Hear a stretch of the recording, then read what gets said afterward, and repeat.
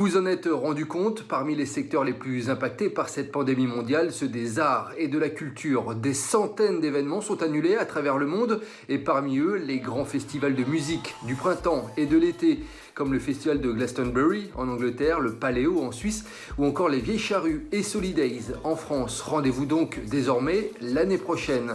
Pour le festival de cinéma de Cannes, en mai, c'est toujours le point d'interrogation.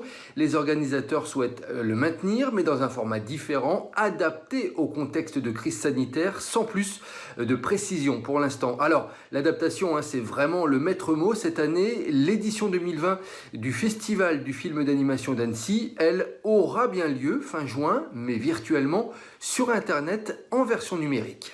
Il était important pour Annecy de continuer, en dépit des circonstances, à jouer pleinement son rôle, c'est-à-dire à la fois d'être un révélateur de talent, de aussi lancer la carrière d'un film, de pouvoir en primer certains.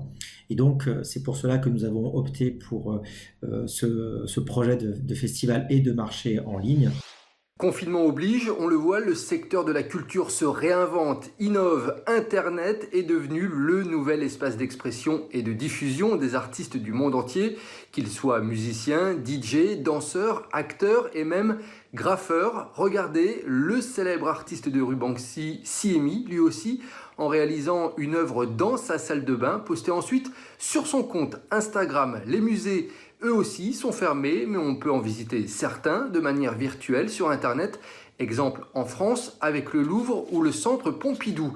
Côté cinéma, plusieurs films ont repoussé leur date de sortie. C'est le cas du prochain James Bond ou encore de Top Gun 2.